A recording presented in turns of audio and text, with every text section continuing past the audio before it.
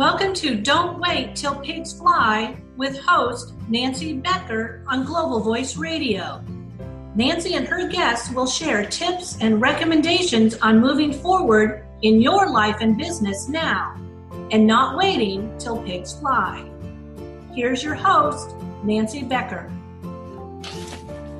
Here we go.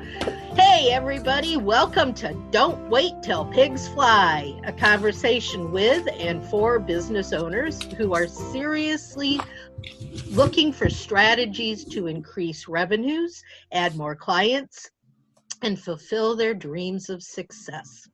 No matter who you are, you have to have the right mindset in order for your goals to become reality. Today's guest will be talking about developing the entrepreneurial mindset. Her name is Vicky, and she is going to share with us some thoughts on getting mindset in frame to create the entrepreneur each of us wants to be. Using her years of being a small business owner herself and her unique point of view that allows her to see non-traditional solutions, Vicky is now building a coaching practice for people who value principles, truth, and social responsibility, helping individuals align their core values with their business practice and becoming profitable is her mission. She balances her coaching work with training and consulting.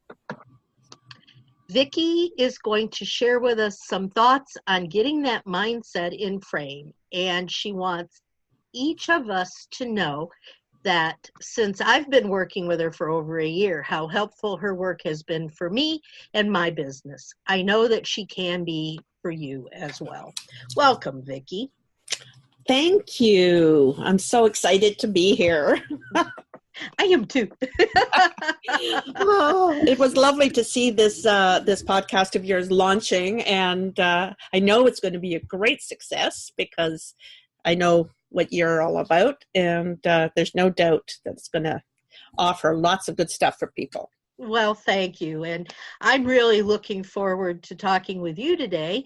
This is my first episode, so we're starting off with a bang. I love it. Yes, yeah. But I believe totally that as a business owner, there's more to being in business than just saying, I'm open. I have my website, I have my business cards, and I'm ready for people to start buying from me. I think you have to have some underlying thoughts, which is our mindset. You know, you have to have the right frame of reference in order to really start out being a successful business owner. So what is mindset? Can you give us some thoughts on that? Well, mindset is a term that you're going to be hearing a lot of, and you probably have already heard a lot of just in social media and with the it's one of those in terms now. And what mindset does is it's not just your attitude, it's also your point of view, it's your core beliefs. And I'm just giving you Vicky's definition of mindset. So there may be other people that have a different definition. But when I see somebody with a positive mindset, it's not just I can do it. Yes, doesn't matter what the facts are. It doesn't matter what reality is. I know I can do it. I can put it out to the universe and the universe will provide, right? That's supposedly a positive mindset. And I wish those people luck, but that's not what I'm talking about. When I mindset is, what do you think of yourself? What do you think of the world and how you interact with it? How do you see yourself in relation to others and in relation to your own vision of who you should be? Right? So sometimes there's a disconnect right there. And this is why that mindset work it can take a lot of work. It can be paid. It can be like giving birth, to those of you that have given birth.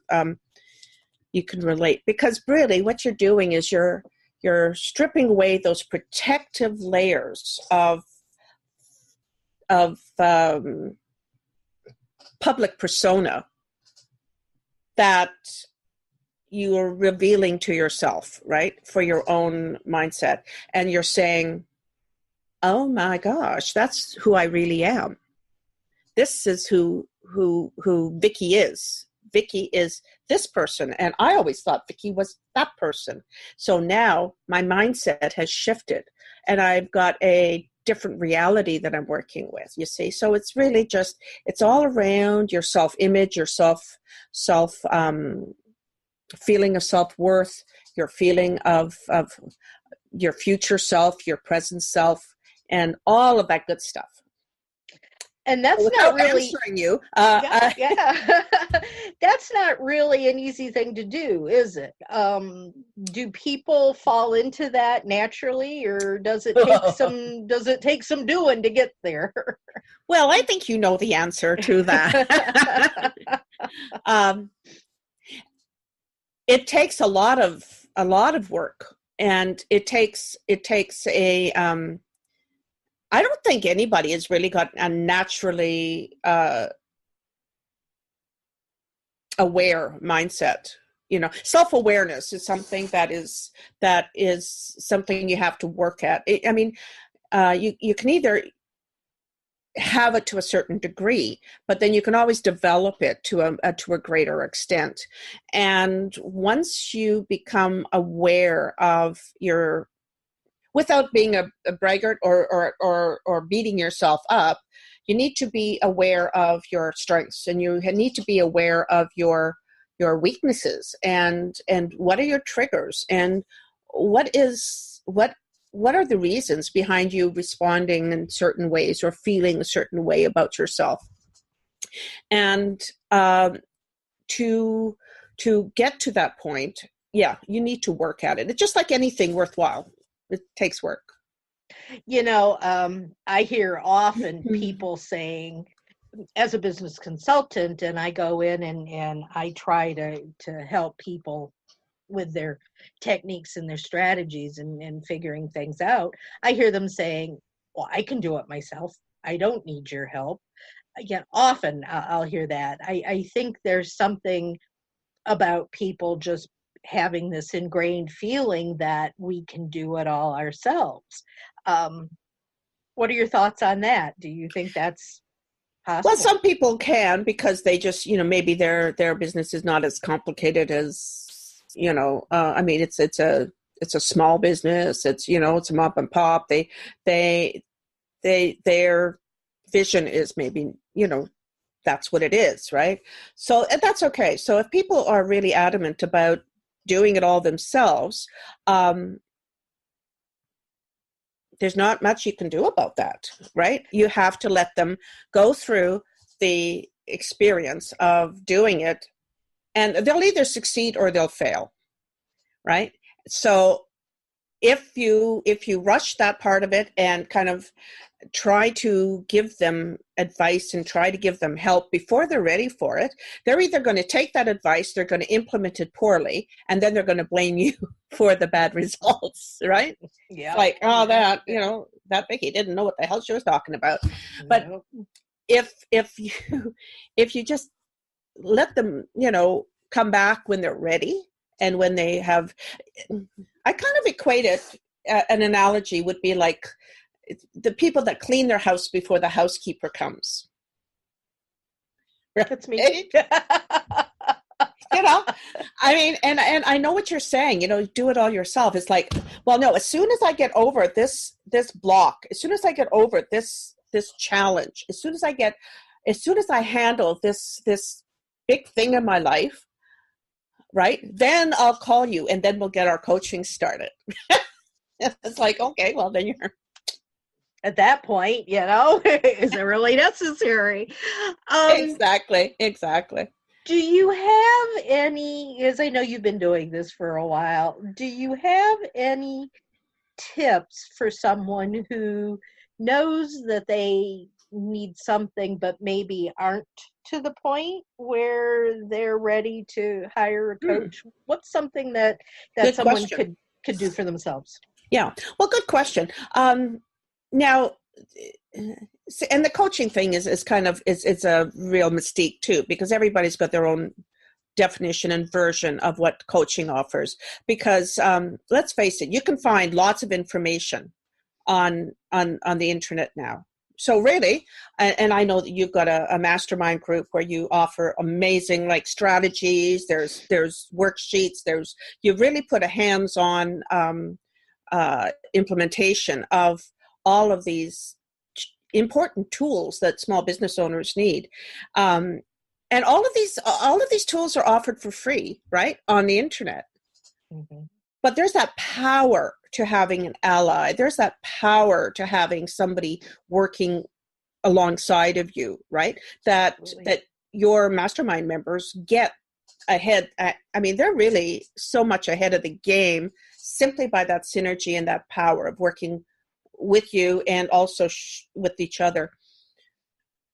If somebody really is resistant to, or they just don't know if they're ready for coaching, or they're feeling like, I don't know, maybe something, I would recommend that they really kind of don't move too quickly at jumping on the first thing that comes across them.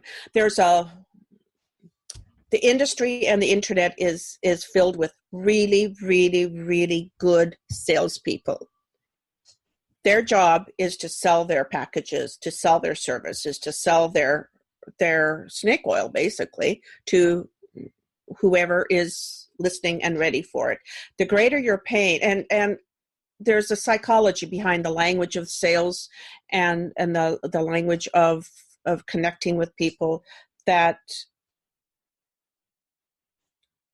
will tug at your key pains and their key issues without you even realizing it. So all of a sudden you find yourself in this program.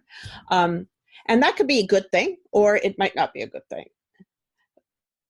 My recommendation is if it's a good thing, it's going to be a good thing next month as well, after you've had a chance to compare, to check out, to really investigate, to see, ask them questions, like when you're talking to a potential coach or a potential trainer, find out, like, how are we going to be working together? Like our discovery calls, I'm usually asking the most questions because I want to find out what your issues are and what are you expecting to get. But if you're just looking at little tweaks or little helps along the way, I would say that most people who are credible would offer a short time program, something that isn't going to be a 6-month commitment if you don't need it, or a $2,000 commitment if you don't need it. If it's so for a few $100s, you can generally get a one-time sit-down session and then either resolve that one issue and then part your ways, or resolve that issue and then decide and find out that you have a whole lot more issues that are attached, and then usually and then carry on, right? So okay. Yeah. All right. Well, thank you for that. Something that continues to go along with the whole mindset issue is that, and we've said it's a lot of hard work. And oftentimes, even though we're growing successfully, it doesn't always feel that way. No, it doesn't. It could feel like failure, and that we're just not doing what we're meant to do, or we're just going to give up and say, forget it. I'm going to go back and get a job or something. Can you talk to that a little bit? Well, when I first started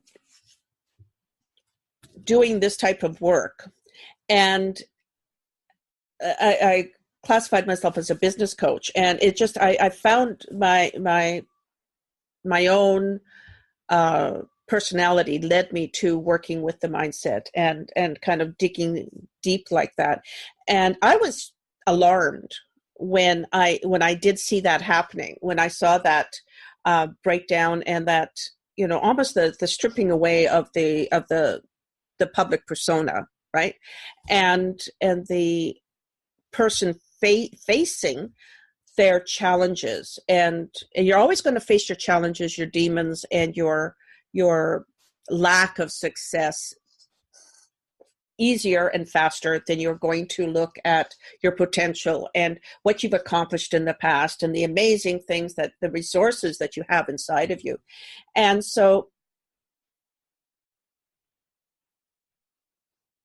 I can just tell people that to have the faith that they're going to work out of that hole that they dig themselves into. And Nancy, in some cases, it really is the best thing for them to shut down shop and get a job, right? Mm-hmm. But that has got to come from them. And if they have that deep burning desire inside of them that, no, I am a entrepreneur and I'm a business owner and this is what I was called to do, then I have no doubt that they climb out of that. They're going to then, once they've conquered their demons, so to speak, then they can implement tools that we work together to develop, that gives them the ability to then focus on solution, focus on their success, focus on the next step and the end goal, right? So you sort of need to have that very next step vision and that bigger picture end goal vision, and bring the two of those together, right? Mm-hmm. Yeah. So you know, you want to be able to be successful at this level, but your short vision is, okay, well, I just need to get to this point, right? And how am I going to get to this point? And then once you're at that point, that, okay, now I'm just going to get to this point. And, you know, it's like eating an elephant one bite at a time, right? And they can then, before you know it, you're going, holy smokes, look at how far I've come, right? And that is where the great satisfaction comes from. I mean, I don't think that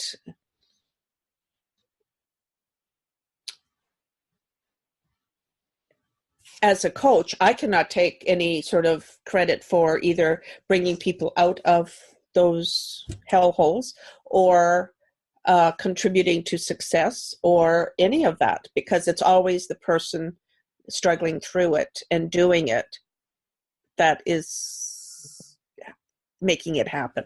Yeah. This actually brings up a couple of questions for me. The first one is more of a mindset, a psychological question, and that is, there are so many things that go on in our lives on a daily basis that, you know, we can wake up one morning and go, oh, I'm in business, yay, and jump out of bed and get started, and you're so excited. And the next day it's like, oh, I just don't want to do this, you know. Thoughts on how we can keep ourselves positive? What are some of the things that we can do? Because, you know, we all have those negative moments. We all have times when we just don't want to keep going. How does one keep themselves positive even when they may be facing some issues? Mm-hmm. Right. Well, those highs and lows, right, are triggered by just basically emotion and by your response to exterior when you allow yourselves to be motivated by an outcome, right? Mm-hmm. Then your happiness depends on that outcome, right? Yep. So it's not you almost have to detach yourself from the outcome. So okay, if I'm going to have I know that to create a certain degree of where I need to be in my business, I need to, let's just hypothetically, I need to have this much revenue coming in. To have this much revenue, I've analyzed it, and I know that I have to make a certain number of calls each day to a segment of the industry. And you wake up in the morning and you're all gung-ho and you're all happy and yes, I'm going to knock it out the park, and you get into, your get to your phone and you need to make 10 calls. You make the first 3 calls and they're all negative. They all stink, right? And it's like, so, your mood and your, positive attitude sort of diminishes. And then the next 3 calls are like, not stinky, but not great. They're kind of like, call me later, call me next week. I'm not ready, blah, blah, blah, right? So now 6 calls in, you still haven't done a single sale. Now the next 4 calls, you're calling expecting a negative response, right? If you had started off those 10 calls, and I'm not saying this is every time, but your chances are better if you had started off those 10 calls with no expectation of any result. Like, I'm just going to see what they say, right? I'm going to find out, do they need this? I'm going to, you have your list of questions. Do you need my product? And if you need it, how do you use it? And if you use it, if there are any problems that, what would you like to see? Like questions that serve your customer, without any expectation of outcome of the sale. Then if all 10 calls end up in no, you still, number 1, got your attitude has been protected. Number 2, you've probably harvested some beneficial information that you can use for your ongoing sales script or your landing page or whatever, So that's a very simplistic description of that. So releasing yourself from the outcome of expectation, and not hinging your success or failure to that outcome is probably the surest way of getting rid of the high-low happiness. It's almost like bipolar. All business owners are bipolar, right? Ups and downs every day. and so you need to protect yourself and find a technique that allows you to weather those ups and downs without crashing and burning, and without, because let's face it, when we get really kind of high in the sense of being very positive and I'm going to do this and that, sometimes you make bad decisions, right? Absolutely. Yeah. So your business decisions have got to be based on a level-headed understanding of the whole situation.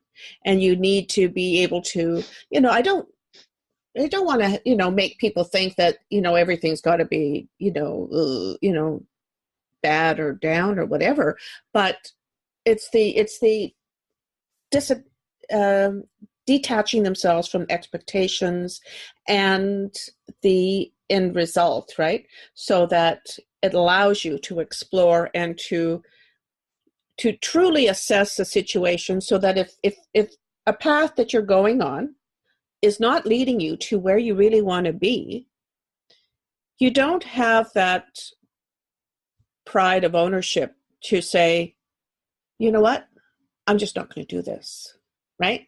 yeah, I am going to have my business, but this is how it's going to look, or I'm going to do this instead of that, or it allows you that freedom to then really be true to yourself and fulfill your dreams and your goals.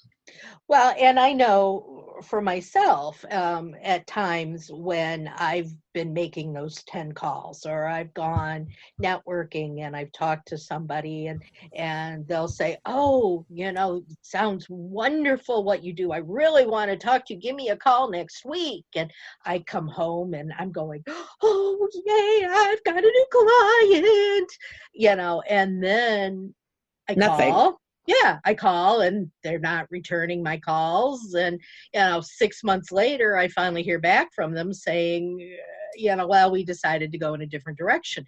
That feeling at that point is devastating. Oh, it's horrible. Absolutely horrible. Yeah. It's and to anybody watching or listening to this podcast, if you've got somebody that you're stringing along like that, stop it. Be nice and just be, just say, oh, your business sounds interesting. I've got no intention of buying from you, but it sounds interesting. Tell me more about it. Maybe somebody that it would be appropriate for, right? You can, but yeah. Yeah, that works from both directions. It works from the person who's being sold to, and it also works for you, because if you get those expectations like that, and you get so that people aren't responding to you, you really do get to the point where you say, I'm just gonna forget this whole thing and close my doors. Yeah. And you never know, the very next person you talk to might have a big yes for you. Yeah. And you just said the magic word, next. Mm-hmm. Right. And I know that with a lot of sales techniques and sales people are extremely good at manipulating mindset and creating, processes, like just strategies that they do to spur them on and to keep them going. And one of the key words is next, right? Which means you don't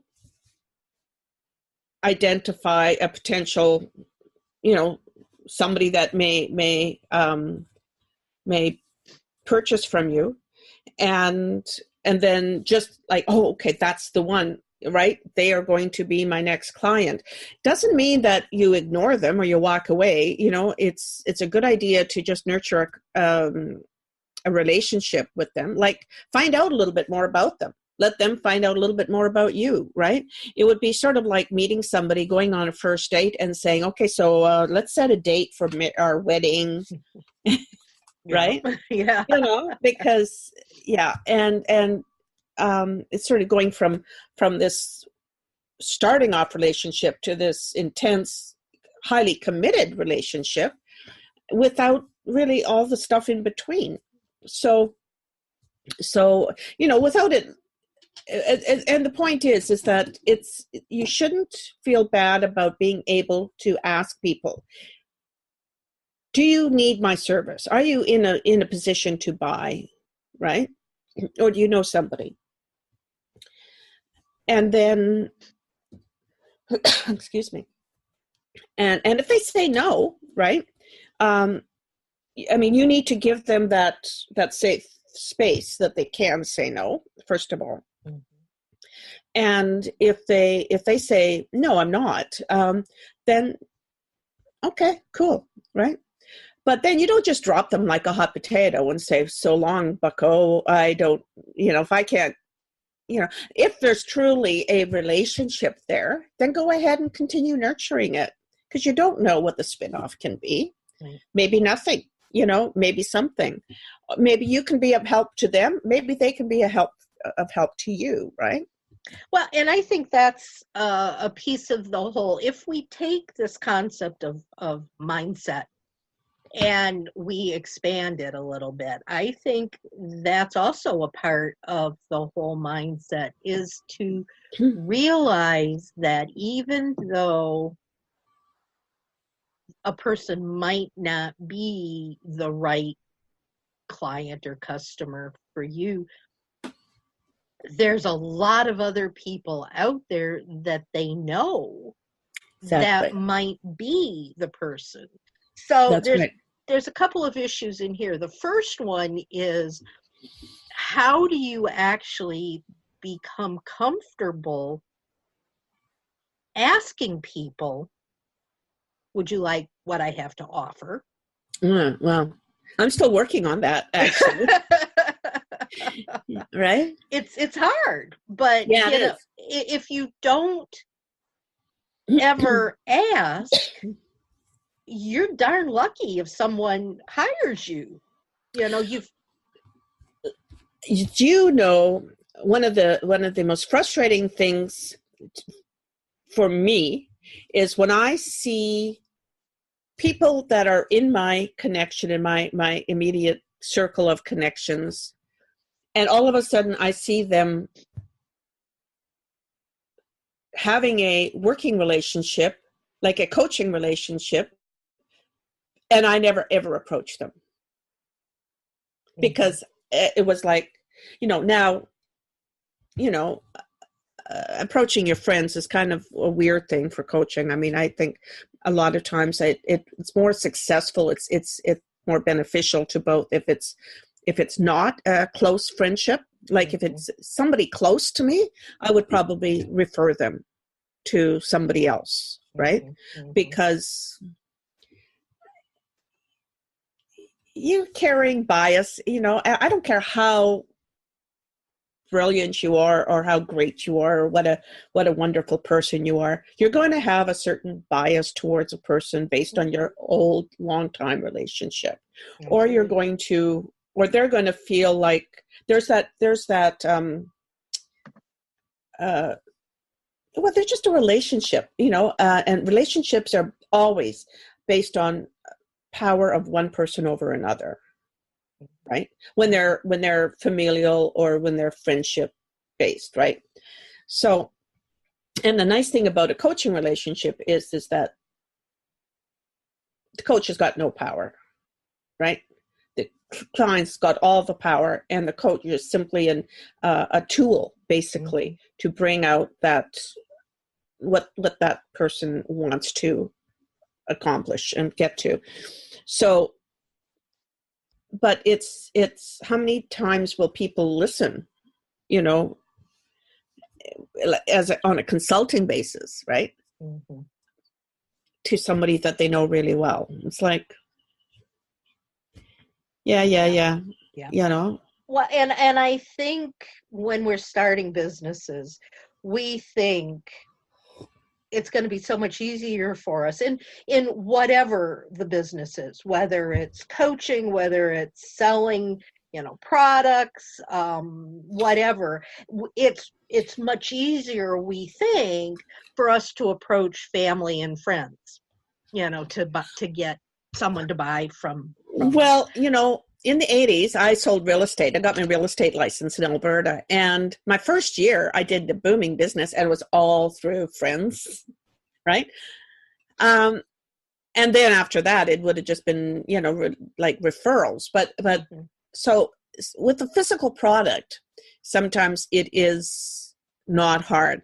The danger with the physical product comes with family and friends. A lot of times family and friends ask for discounts, ask for freebies, and really don't, they think that, they forget that the person has to pay their bills and has to, So that's it's a two-edged sword. It's easier on the one hand, but then on the other hand, if they say no, you're going to get really angry. You're going to say, well, my sister could have at least bought something from me, something like that.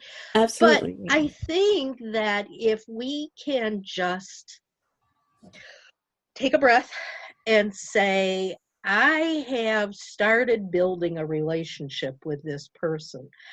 whether that's meeting them through networking, through Facebook, through LinkedIn, you've talked to them, you've gotten to know them, then it becomes somewhat easier to say, hey, I know that you like this and this. Could we have a conversation? You know, I typically would say something along the lines of, I'm looking to, I've got some availability now in my coaching or my consulting business. Do you know anybody that is open to talking about this, or or that you might know that has mentioned to you that they're looking for a consultant, or that they've got a struggle, or a coach, or whatever? So that's because going back to the original question where we're saying it's difficult to actually get up the courage often. Yes.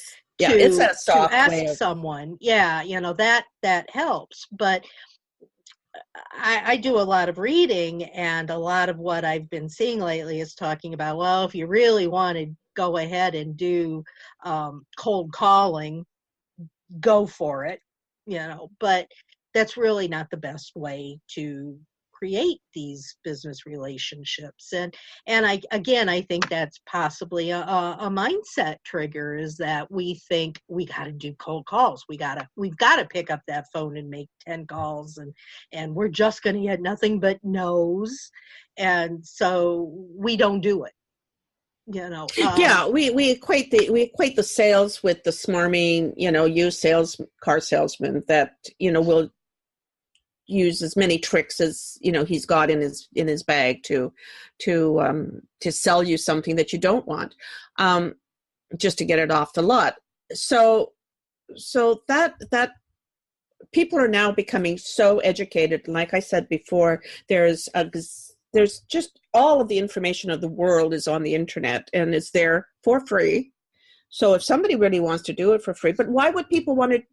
Why are people still hiring instructors? Why are people still hiring coaches? Why are people still, you can do anything yourself except, maybe surgery or, something like that, right? Medical. But there are so many things that you could do yourself if you really, wanted to. The point is that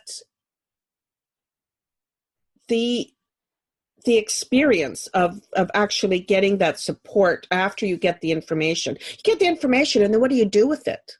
Mm-hmm. Right? And a lot of times you're left holding the bag. You're going, I don't know, because there's a big difference between actually getting the information and having somebody work with you to implement and to create your that strategy. So yeah, I agree totally. And so getting the sales, putting your mindset to not selling, but to offering your service. Mm-hmm. And even if it's a product, it's still a service. And yes, it is. Mm-hmm. Yeah. Well, I mean, that's right. So if your product is, I'm a copywriter, right?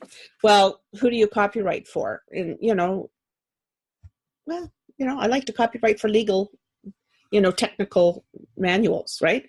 Wow. Okay. So now you know who you're going to be talking to, but you just offer it out there as a service, mm-hmm. so that people, when they need it, they, you're easy to find, or they know what they're talking to you about. With your mastermind, right? Mm-hmm. You're offering it out there as a resource for business owners, right? Mm-hmm. Yep. So this is something that, and it's not just information. It's information. It's instruction. It's advocacy. So that they've got an ally. Somebody working alongside of them to implement and making sure that they've done it right. Right. Yep. Resources and having someone on your side can really change your mindset and can really make you feel stronger and more confident. Exactly. And sometimes, you need to work with people to help them get through that initial kind of breakdown stage, and then they get stronger, and you're just honest feedback. I mean, let's face it, we all know when we're getting patronized, right? And BS'd, right? So, honest, but compassionate feedback is really all that you can do, right? Absolutely. We're getting close to the end of our time together, but Yeah. I did want to talk about something just for a minute, and it's something that we've all heard a lot about over the past several years, and I'd like your thoughts on it, and that's the theory of abundance. And we've kind of been talking about this as we've been going along in our conversation, but the book and the movie The Secret was out there a couple of years ago, and in the beginning when I first heard about it, I'm going, yeah, whatever, I don't believe that for a minute.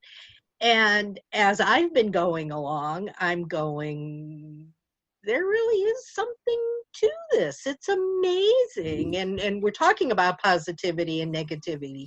So can you speak a little bit to about whole abundance? My abundance. I love the idea of abundance, because to me, that makes people not afraid to take what's theirs, because so many times it's like, oh, there's only so much of this. And if I take too much, then there's none left, or if somebody else gets theirs, then there's none left from me, right?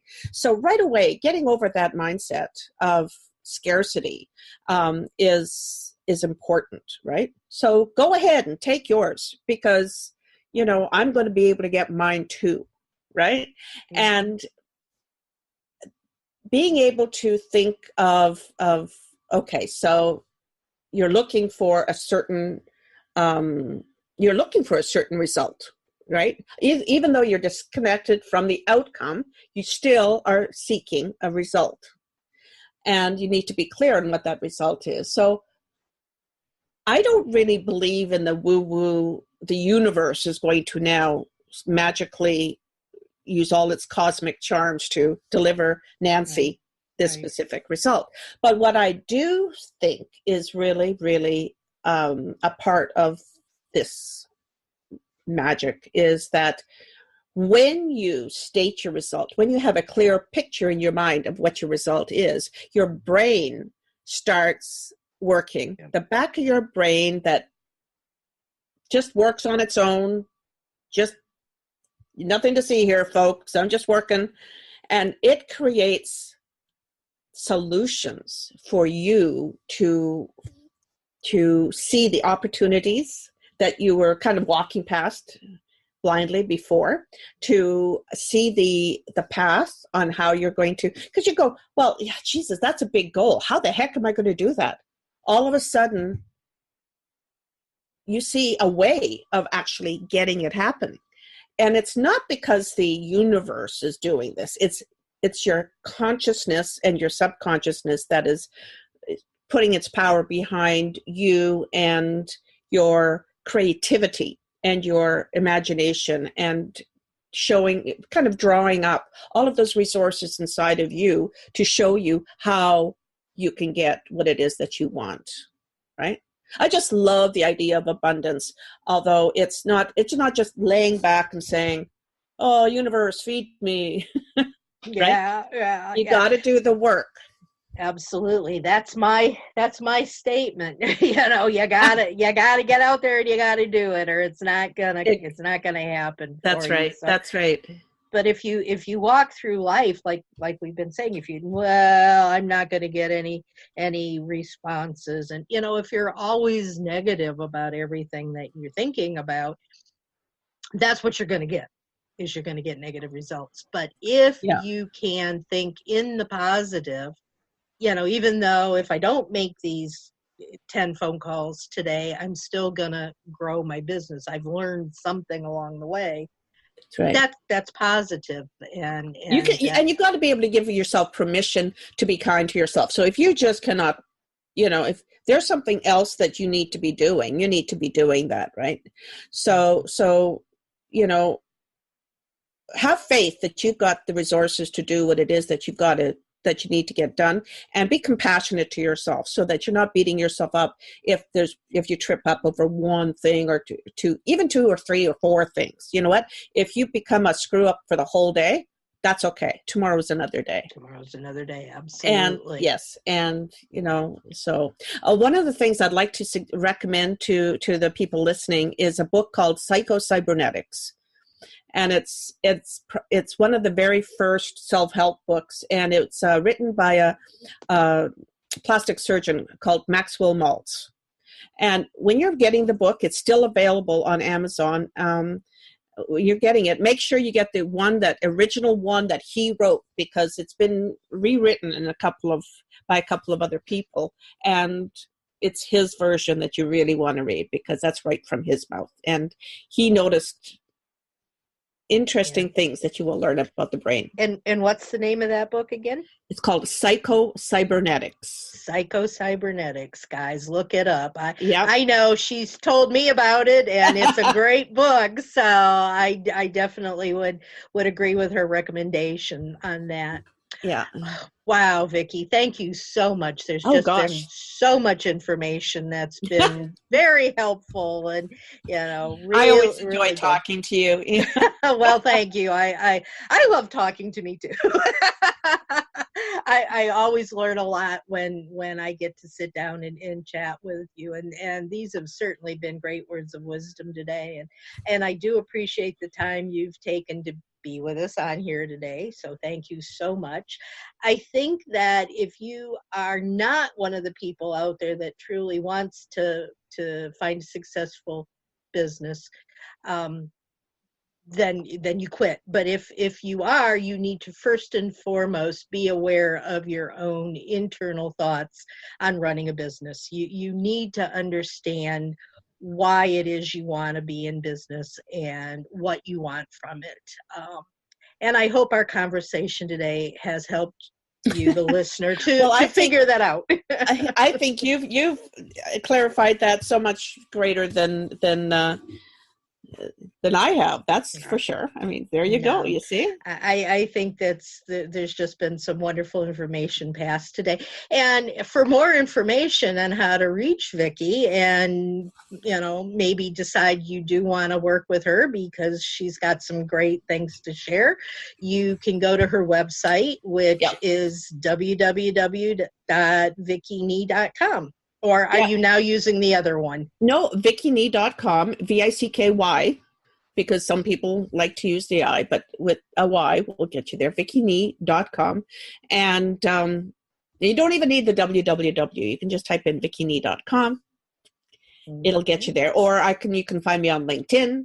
You can find me on Facebook. You can find me, my email is vicky@vickyknee.com. And the knee is just like it sounds, K-N-E. Yep, absolutely. And reach out to her, and I know she'd love to see if she can help you get your mindset headed in the right direction. Yeah, I'd just love to meet you. Absolutely. It's all about creating the relationships. Yeah. And if you are interested in upcoming episodes with me, you can do a search for don'twaittillpigsfly.com. And you can also check me out on Facebook at BSU Connector or at Business Success Unlimited. And I'm also on LinkedIn as Small Biz Junkie. Again, Vicky, thank you so much. Thank you, listeners, for listening. You can tune in every Thursday at 5 p.m. Eastern for another episode of Don't Wait Till Pigs Fly on Global Voice Radio. And next week, we'll be chatting about business plans and creating the framework for your successful business. Business plans are quite the subject. They sure are. Lots and lots to talk about. So everybody have a wonderful Thursday evening, and I look forward to talking to you again soon. Y'all take care, and until we meet again, soar higher. Join Carol Davies on Global Voice Radio, the host of Only the Best for You. Be a change maker and unlock the secret to your best life.